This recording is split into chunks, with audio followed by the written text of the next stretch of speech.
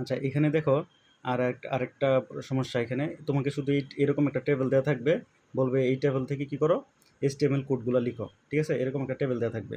তো দেখো এই টেবিলের মধ্যে কিন্তু হেড 1 আছে, হেড 2 আছে, ঠিক আছে? আবার এখানে row 1 cell 1, row 1 cell 2, row 2 cell 1, row 2 cell 2 এরকম আছে। এটাকে বলা হয় 1 নাম্বার, হ্যাঁ, রো। আর এটা হচ্ছে 2 নাম্বার রো। এইভাবে শুয়ে থাকলে এটাকে বলা হয় রো, ঠিক আছে? আর এইভাবে হচ্ছে যে দাঁড়ানোগুলোকে বলা হয় কলাম। তাহলে এটা হচ্ছে 1 নাম্বার কলাম, এটা হচ্ছে কি 2 নাম্বার কলাম, ঠিক আছে? তাহলে দেখো এখানে কিন্তু এই একটা রো আছে, 2টা রো আছে, আর কলাম আছে কয়টা? 2টা। আর যে হেড অন আছে এটাকে তুমি রো বইলো না, কারণ এটা আলাদা একটা হেডিং আর কি, ঠিক আছে? তো হেডটাকে আমরা এটাকে রো বলতেছি না, কেমন? এটা হেড 1, হেড 2, এটা রোর পর্যায়ে পড়ে, কিন্তু আমরা হেড 1 এবং হেড 2 হিসেবে ধরবো, ঠিক আছে? আচ্ছা এটার যদি আমরা HTML রাখতে চাই, তাহলে আমরা এই যে শুরুতে যেভাবে শুরু করতাম HTML, হ্যাঁ, তারপরে হেড, এগুলো তো আমরা লিখবই, হ্যাঁ? যেমন আমরা এই অন্যগুলোর মতো, হ্যাঁ, এই যেমন এখানে আমরা কী দিয়ে শুরু করতাম, HTML দিয়ে শুরু করতাম, তারপরে হেড ক্লোজ করতাম, এরকম না, এরকমভাবে আমরা শুরু করব। আমি শুরু করি নাই, আমরা সরাসরি চলে গেছি টেবিল বর্ডার। প্রথমে আমাদের কী করতে হবে, এই যে বর্ডারটা, এই যে বর্ডারটা, এই বর্ডারটার জন্য আমার কী করতে হবে, টেবিল বর্ডার 1 দিতে হবে, ঠিক আছে? প্রত্যেকটা টেবিল আঁকতে গেলে এই যে এই বর্ডারের জন্য কী করতে হবে, টেবিল বর্ডার 1 দিতে হবে। তারপরে রোগুলার জন্য আঁকতে হবে, হ্যাঁ?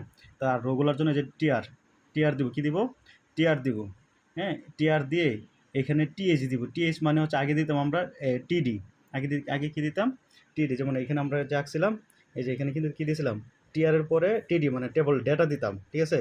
কিন্তু এখানে যে এই যে প্রথমটাতে হেড আছে, হেড থাকার কারণে আমরা দিব টিএইচ, ঠিক আছে?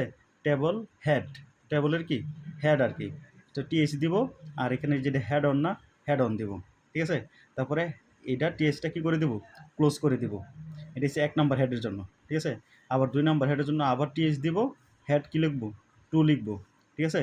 2 লিখে বা হেডার আর কি, হেড বা হেডার যেটা থাকে, যেটা লেখা থাকে এখানে, হেডার 2 দিব, তারপরে টিএইচ দিয়ে আবার এটা কী করে দেবো, ক্লোজ করে দেবো। এখানে শুরু করলে ক্লোজ করতে হয়, ঠিক আছে?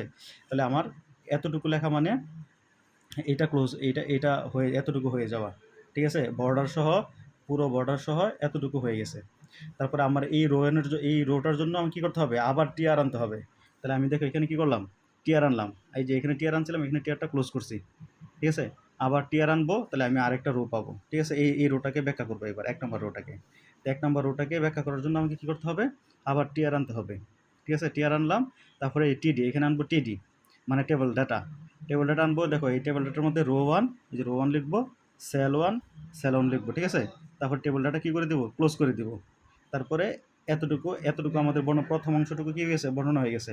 এরপর এই অংশটুকু বর্ণনা করব, আবার টিডি আনবো, টেবল ডাটা, এই দেখো রো 1, রো 1, তারপরে এই সেল 2, এই সেল 2, ঠিক আছে? তাহলে আবার টেবল ডাটা কী করবো, ক্লোজ করবো। তার মানে আমার 2 নাম্বার এই যে এই রোটা কী হয়ে গেছে এবার, হ্যাঁ, ব্যাখ্যা হয়ে গেছে। তারপরে যে টিআর এখানে আনছিলাম, টিআরটা ক্লোজ করে দিয়ে আবার টিআর আনবো, ঠিক আছে? আবার টিআর এনে এই যে এবার 2 নাম্বার রোটা আমি কী করব, ব্যাখ্যা করব। টিআর এনে আবার এই টেবল ডাটা আনবো, ঠিক আছে? টেবল ডাটা এনে তারপরে দেখো এই যে রো 2 সেল 1, এই যে রো 2 সেল 1, ঠিক আছে?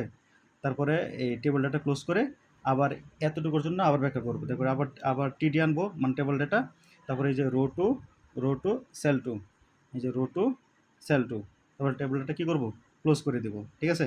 তারপরে এখানে টিআর আনছিলাম, টিআর ক্লোজ, ঠিক আছে? ওই যে শুরুতে টেবল বর্ডার আনছিলাম, টেবল বর্ডারের জন্য আমি টেবল ক্লোজ করব, ঠিক আছে? আর আগে পরে ওই যে এখানে যদি শুরুতে বডি নিতাম, এখানে এই বডি ক্লোজ করতাম। এর আগে যদি HTML নিতাম, HTML ক্লোজ করতাম। এগুলো তো আমি লিখি নাই, এগুলো তুমি পারো। আশা করি এটাও বুঝতে পারছো। হ্যাঁ, না বুঝতে পারলে একটা নক দিবা, বা তুমি একটু ভিডিওটা টেনে বা হচ্ছে যে হালকা আটকায় দেখবা, আশা করি বুঝতে পারবা, ঠিক আছে?